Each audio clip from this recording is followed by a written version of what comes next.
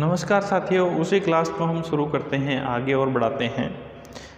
दोबारा से आपका एक बार फिर स्वागत है क्लास में। हमने पिछली क्लास को यहीं से छोड़ा था, उसी से आगे देखिए कि साक्षात्कार दो प्रकार का होता है। हमने कहा था एक तो है हमारे पास प्रमाणित साक्षात्कार, दूसरा है हमारे पास अप्रमाणित साक्षात्कार।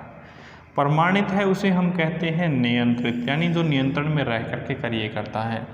अप्रमाणित है उसे हम कहते हैं अनियंत्रित साक्षात्कार। ये चीज़ें हैं, दो रूपों में रखे जाते हैं, एक तो प्रमाणित साक्षात्कार, दूसरा अप्रमाणित साक्षात्कार। प्रमाणित है उसे नियंत्रित कहते हैं, अप्रमाणित है उसे अनियंत्रित कहते हैं। अब यहाँ पे जो प्रमाणित है उसे हम संचरित साक्षात्कार नाम भी देते हैं। संचरित साक्षात्कार। अब साथियों क्या है कि आप लोगों ने जो साक्षात्कार विधि पढ़ी है, साक्षात्कार विधि चल रही है हमारी। पिछली वीडियो में आप लोगों ने देखा होगा, कि हम साक्षात्कार विधि को यहीं से छोड़ करके गए थे और इसी से शुरू कर रहे हैं। साक्षात्कार विधि को इंग्लिश में इंटरव्यू कहते हैं। इंटरव्यू यानी अंदर से बाहर हमारे जो विचार हैं, उन विचारों को प्रदर्शित करना ही क्या कहलाता है? साक्षात्कार कहलाता है। साक्षात्कार दो प्रकार का होता है, प्रमाणित और अप्रमाणित। इसे कहते हैं अनियंत्रित साक्षात्कार और इसे कहते हैं अनियंत्रित साक्षात्कार। इसे संचरित साक्षात्कार कहते हैं और इसे असंचरित साक्षात्कार कहते हैं। एक को नियंत्रित साक्षात्कार कहते हैं, दूसरे को संचरित और असंचरित भी कहते हैं।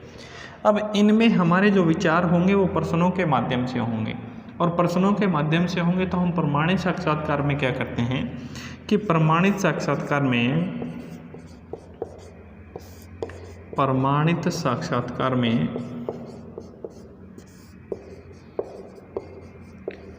प्रश्नों का निर्धारण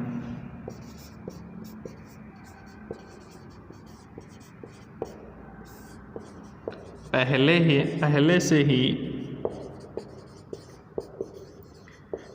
से ही विषय वस्तु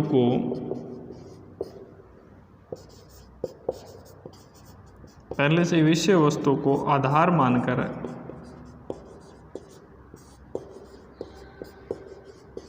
कर लिया जाता है। प्रमाणित साक्षात्कार में क्या होता है कि प्रमाणित साक्षात्कार में प्रश्नों का जो निर्धारण है वो पहले से ही विषय वस्तु को आधार मानकर कर लिया जाता है। असंचरित साक्षात्कार में क्या होता है? अप्रमाणित साक्षात्कार में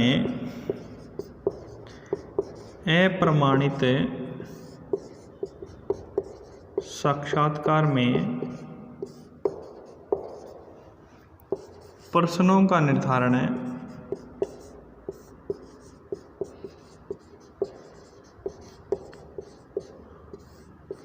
वातावरण एवं व्यवहार को आधार मानकर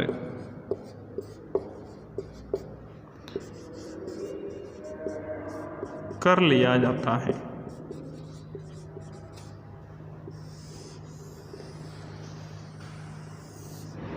आधार मानकर कर लिया जाता है अप्रमाणित साक्षात्कार में।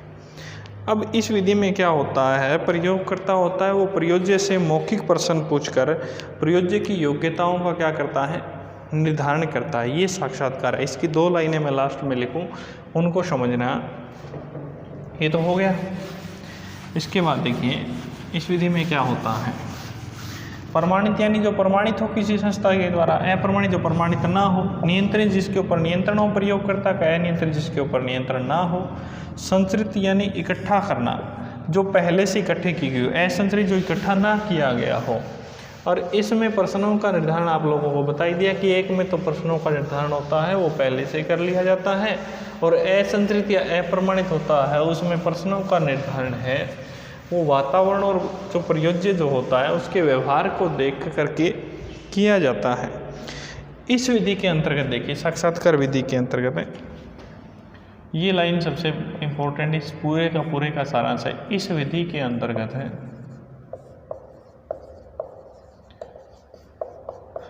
प्रयोगकर्ता इस विधि के अंतर्गत प्रयोगकर्ता प्रयोज्य से मौखिक अभिव्यक्ति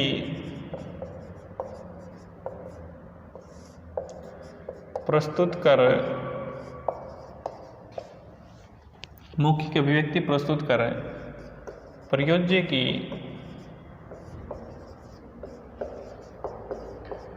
योग्यताओं का निर्धारण करता है।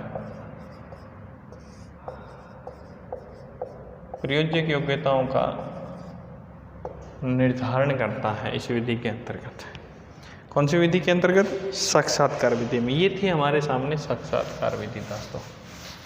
अब देखिए हमारे सामने अगली विधि के बारे में हम चर्चाएं कर रहे हैं। साक्षात्कार विधि से पहले की अगर हम चर्चाएं करें तो हमारे सामने एक जो अंतर्दर्शन विधि थी उसकी कुछ बातें रह गई थी। अंतर्दर्शन विधि में हमने जो बातें कर ली थी, जो आत्मनिष्ठ में थी, उसके बारे में हम दोबारा से चर्चाएं करेंगे। लेकिन एक प्रयोगात्मक विधि देखिए हमारे सामने अब जो है प्रयोगात्मक विधि। प्रयोगात्मक विधि में क्या होता है साथी? देखिए प्रयोगात्मक विधि में क्या है, इस विधि के जो प्रतिपादक हैं वो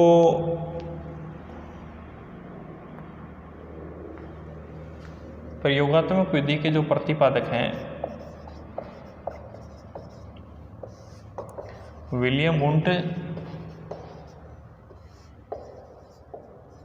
और इन्हीं के शिष्य हुए थे, विलियम वुंट के शिष्य हुए थे जिनका नाम है टिचनर। कौन है? एक तो विलियम वुंट है, दूसरा टिचनर है। इस विधि के अंतर्गत क्या करता है, प्रयोज्य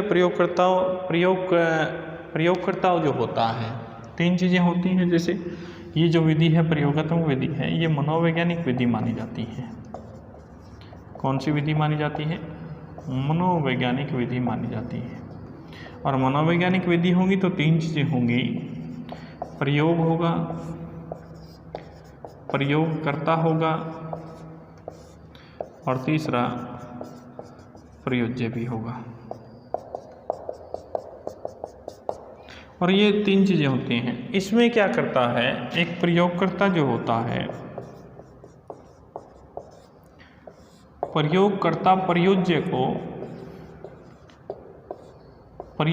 प्रयोज्य को सबसे पहला काम करता है नियंत्रित दशाओं में लाने का। कौन सी दशाओं में लाने का? नियंत्रित दशाओं में लाने का।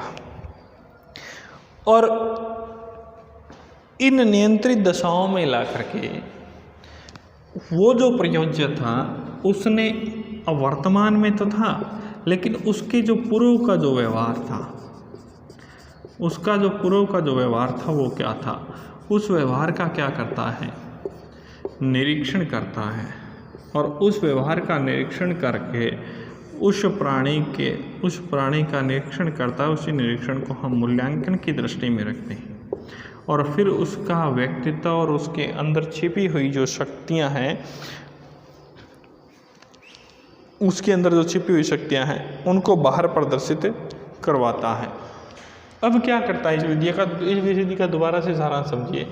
पहला तो आपसे पूछेगा इतना ही कि प्रयोगात्मक विधि जो है उस विधि के प्रवर्तक कौन है। पहली तो बात यहाँ तक ही समेट देगा वो कि प्रयोगात्मक विधि के प्रवर्तक कौन है। तो प्रयोगात्मक विधि के प्रवर्तक कौन है? विलियम वुंट हैं साथियों।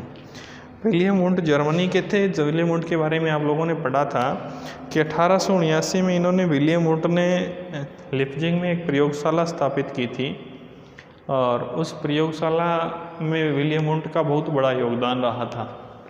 विलियम वुंट का नाम आप लोगों ने सुना। अब प्रयोगात्मक विधि में क्या है, इस विधि के प्रतिपादकों के बारे की इस विधि में प्रयोज्य होता है, प्रयोगकर्ता होता है। प्रयोज्य और प्रयोगकर्ता क्या करता है, इसको नियंत्रित स्थितियों में ला करके, नियंत्रित स्थितियों का मतलब क्या है कि मैं आपको कहूँ कि एक प्रयोगशाला है और उस प्रयोगशाला में हमें कोई प्रयोग करना है, और प्रयोगशाला में कोई प्रयोग करना है तो मान के चलिए वो हमारे नियंत्रण में है। वो दशाएं नियंत्रण में कैसे हैं? क्योंकि वहाँ जितने भी हमारे संसाधन हैं, जितने भी हमारी प्रयोज्य की स्वरूप हैं, उसको हम एक नियंत्रित स्थिति में ला करके उसके ऊपर प्रयोग कर रहे हैं, और नियंत्रण में ला करके उसके ऊपर प्रयोग कर रहे हैं। तो स्वाभाविक सी बात है, उसमें क्या है कि किसी प्रकार की जो आवश्यक निष्कर्ष है वो छूटने की संभावना वो बहुत कम रहती है। और जब हम नियंत्रित दशाओं में ला करके किसी के ऊपर प्रयोग करते हैं तो हम उसकी पूर्व जानकारी इकट्ठा करते हैं, और पूर्व जानकारी इकट्ठा करने के पश्चात उसकी वर्तमान जानकारी से हम उससे जुड़ते हैं। पूर्व और वर्तमान दोनों जानकारियों को जोड़ करके हम उसके ये जो प्रयोज्य होता है उसके अंदर की जो योग्यता है उनका हम निर्धारण करते हैं। ये होता है हमारे सामने प्रयोगात्मक विधि में। इसके बाद में हम दूसरी विधि के बारे में चर्चाएं करते हैं साथियों, बहिर्दर्शन विधि। कौन सी विधि है हमारे सामने? बहिर्दर्शन विधि। अगली विधि है बहिर्दर्शन विधि।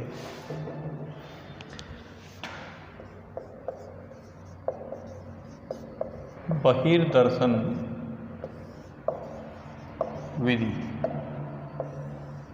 बहिर्दर्शन विधि के जो प्रतिपादक हैं वो माने जाते हैं जॉन ब्रॉड्स वाटसन। वाटसन का नाम भी व्यवहारवाद के क्षेत्र में बहुत बड़ा नाम है। वाटसन अमेरिका के निवासी थे और वाटसन के शिष्य रहे थे वुडवर्थ, जिनके बारे में भी हमने कल थोड़ी सी चर्चाएं की थी।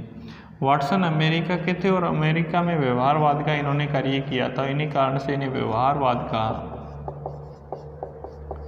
जनक है वो वाटसन को माना जाता है। व्यवहारवाद का जनक किसे माना जाता है? वाटसन को माना जाता है। अब इस विधि में क्या होता है, इस विधि को हम कई उपनामों से जानते हैं। इस विधि के उपनामों से हम जानते हैं। उपनाम में देखिए, इसे हम कहते हैं निरीक्षण विधि। निरीक्षण विधि कहते हैं। निरीक्षण विधि के बाद इसका जो दूसरा नाम देते हैं वो हम कहते हैं अनियंत्रित निरीक्षण विधि। अनियंत्रित निरीक्षण विधि। पहली थी हमारे सामने निरीक्षण विधि, दूसरी अनियंत्रित निरीक्षण विधि, और फिर है हमारे सामने अवलोकन विधि। इस विधि को हम कहते हैं अवलोकन विधि। अवलोकन विधि के बाद में हम इसे कहते हैं ऑब्जर्वेशनल मेथड। ऑब्जर्वेशनल मेथड, इसे हिंदी में लिखें ऑब्जर्वेशन विधि। ऑब्जर्वेशन विधि। वहाँ अंतर्दर्शन इंट्रोस्पेक्शन थी, तो ये एक्सट्रोस्पेक्शन मेथड है। क्या है? एक्सट्रोस्पेक्शन मेथड। ये वो अंतर्दर्शन विधि थी, वो इंट्रोस्पेक्शन मेथड था, तो ये एक्सट्रोस्पेक्शन मेथड है। एक्सट्रोस्पेक्शन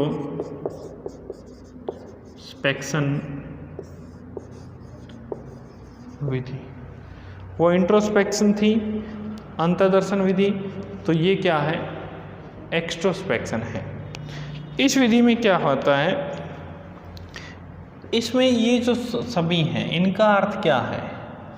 इनका अर्थ देखिए साथियों, निरीक्षण विधि, अनियंत्रित, यह अनियंत्रित शब्द है, अनियंत्रित निरीक्षण विधि, अवलोकन विधि, ऑब्जर्वेशन मेथड, एक्सट्रोस्पेक्शन मेथड, इन सभी का एक ही अर्थ है ध्यान पूर्वक देखना। क्या है?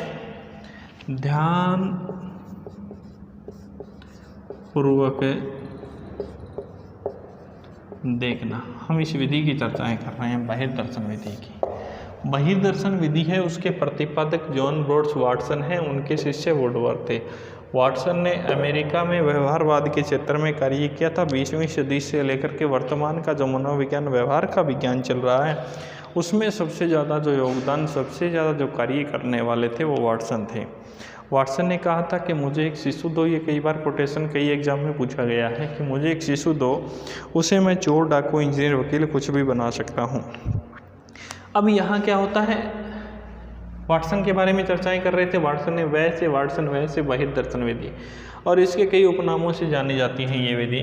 पहला इसका निरीक्षण विधि है, दूसरा अनियंत्रित निरीक्षण विधि, तीसरा है अवलोकन विधि, चौथा है ऑब्जर्वेशन मेथड और पांचवा है एक्सट्रोस्पेक्शन मेथड।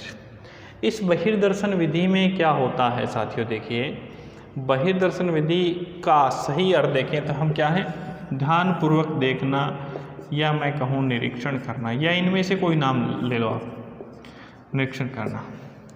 और निरीक्षण के बारे में हम बात करें तो कोलसेनिक नाम के एक विद्वान हैं। कौन है? कोलसेनिक। कोलसेनिक के अनुसार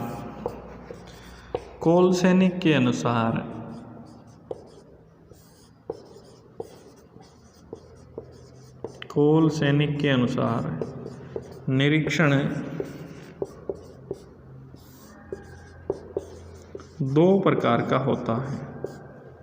कोलसेनिक के अनुसार निरीक्षण दो प्रकार का होता है।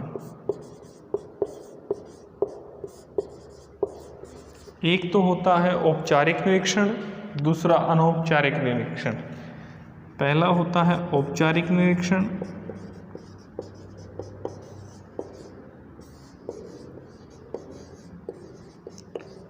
और दूसरा अनौपचारिक निरीक्षण।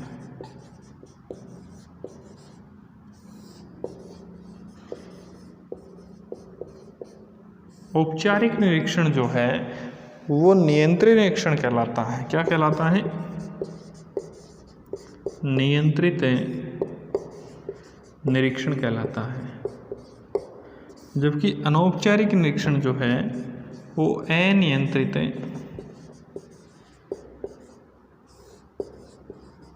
निरीक्षण कहलाता है। औपचारिक निरीक्षण है वो नियंत्रित निरीक्षण कहलाता है, अनौपचारिक निरीक्षण है वो अनियंत्रित निरीक्षण कहलाता है। इसमें क्या करता है कि प्रयोगकर्ता है वो प्रयोज्य के संबंध में वास्तविक जानकारी जुटाता है। इस विधि में क्या है, प्रयोगकर्ता, देखिए मनोवैज्ञानिक विधि होंगी तो तीन चीज़ें होंगी, प्रयोगकर्ता, प्रयोज्य और प्रयोग। इसमें प्रयोगकर्ता क्या करता है, इस विधि के बारे में मैं लिख रहा हूँ। प्रयोगकर्ता प्रयोज्य के संबंध में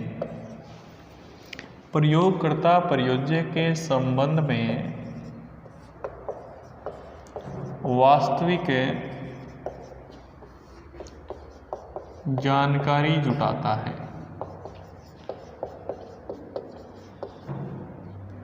इस विधि में क्या है कि प्रयोगकर्ता प्रयोज्य के संबंध में वास्तविक जानकारी जुटाता है। ये हमारी है प्रयोगात्मक विधि। अब यहाँ क्या होता है, इस विधि में एक दोष पाया जाता है जो सबसे इम्पोर्टेंट है, और मैं इसको साफ कर देता हूँ, आगे लिखता हूँ। देखिए इस विधि का एक दोष है,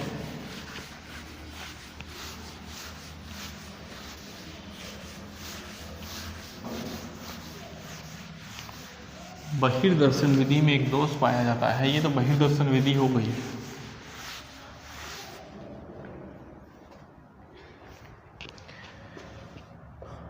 बहिर्दर्शन विधि के बारे में ही हम चर्चाएं कर रहे हैं। बहिर्दर्शन विधि, इस विधि में एक दोष पाया जाता है। क्या दोष पाया जाता है?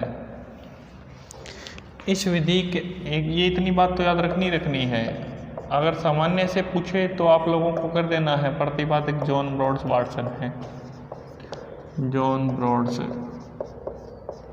वाटसन है, अमेरिका के निवासी थे।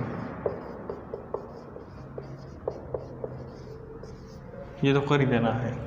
उसके अलावा देखिए इस विधि में जो दोष पाया जाता है क्या है कि प्रयोगकर्ता की, इस विधि का मुख्य दोष पाया जाता है, वो ध्यान से देखिए कि प्रयोगकर्ता की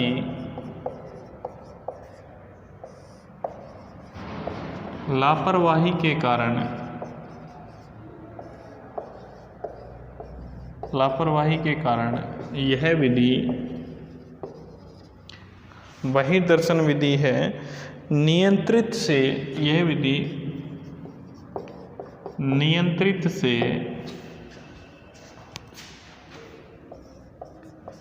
निरीक्षण में बदल जाती है। नियंत्रित से निरीक्षण में बदल जाती है, जिसका पता प्रयोगकर्ता को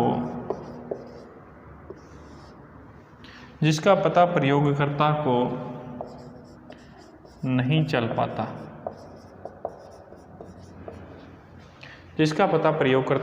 चल पाता। अब ये विधि है, ये विधि तो एक तो हो गया इसका स्वरूप, लेकिन इसको सही तरीके से समझिए साथियों। अब समझने का प्रयास कीजिए,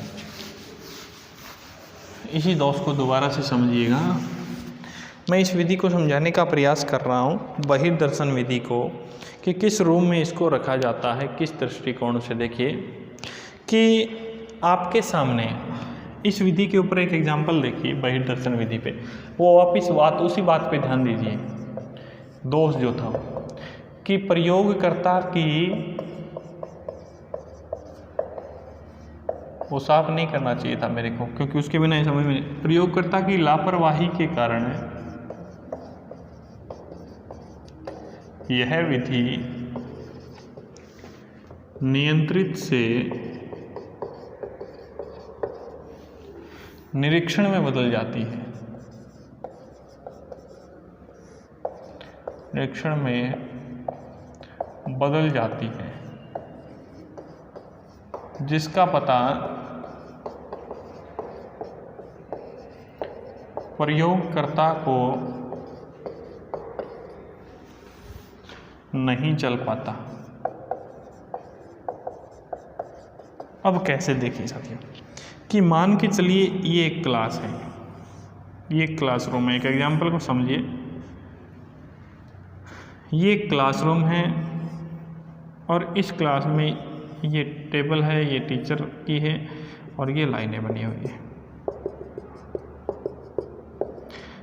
अब आपको पता ही है कि कुछ बच्चे क्लास के अंदर शरारती होते हैं, ये बच्चे बैठे हुए हैं। अब शरारती होते हैं, कुछ ऐसे बच्चे होते हैं जो बहुत ज़्यादा शरारती होते हैं, और जो बहुत ज़्यादा शरारती होते हैं साथियों, उनमें हम अगर बात करें, कोई ऐसे शरारती बच्चे होते हैं जिनको मैं कहता हूँ कालिया, और वो कालिया शरारती हैं, और ये हमने यहाँ पे बना दिया प्रिंसिपल का ऑफिस।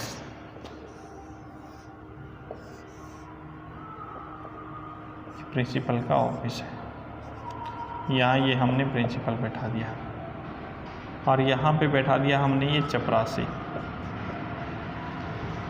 अब क्या है, ये रास्ता है हमारा क्लास से ऑफिस का। अब यहाँ ये शरारत कर रहा है, क्लास में कोई टीचर नहीं है, और क्लास में जब कोई टीचर नहीं है तो आप लोग देखिए, उधर से समझ में नहीं है, मेरे को पता है आपको बहिर्दर्शन विधि, लेकिन इस एग्जाम्पल को समझोगे तो अच्छे तरीके से समझ में आ जाएगी। क्लास में बच्चे हैं, उधर प्रिंसिपल ऑफिस में, क्लास में कोई टीचर नहीं है। ये कालिया है, बहुत ज़्यादा शरारत करता है, कभी आगे वाले को परेशान करता है, कभी पीछे वाले को परेशान करता है, और ये बहुत ज़्यादा इनको परेशान करता है। जब इनको परेशान करता है तो यकीन मानिए वो बच्चे यहाँ से उठ करके प्रिंसिपल ऑफिस में आते हैं, और प्रिंसिपल ऑफिस में आके के प्रिंसिपल को कहते हैं कि सर हमारे साथ जो खलिया जो था उसने मारपीट की। अब मारपीट की तो प्रिंसिपल ने कहा कि चलो ठीक है देखते हैं। प्रिंसिपल ने इसको बुलाया कि बता भाई तूने इनके साथ मारपीट क्यों की। अब प्रिंसिपल के सामने ये कहता है कि सर मैंने मारपीट नहीं की, क्योंकि RT 2009 एक ऐसा लगा है, RTE 2009 अध्याय 4 धारा 17, ये 3 चीज़ें कहती हैं कि बालक को किसी प्रकार का कोई दंड नहीं देना है। अब निरीक्षण करना है तो किस तरीके से किया जाए। अब वो यहाँ पे मना कर रहा है कि सर मैंने इसको नहीं पीटा। अब ये प्रिंसिपल ये बात कैसे तय कर दे कि हाँ इसको तूने ही पीटा है। इसको डराता धमकाता है, लेकिन ये नहीं हाँ भरता कि मैंने इसको पीटा है। उसके बाद में देखिए साथियों, ये आता है वापस फिर क्लास में किसी न किसी को पीटता रहता है। वैसे बार बार शरारतें जाती रहती हैं, शिकायतें जाती रहती हैं। प्रिंसिपल खुद परेशान है कि इसका क्या समाधान किया जाए। अब अंत में क्या करता है प्रिंसिपल, इसी विधि का सहारा लेता है, बहिर्दर्शन विधि का।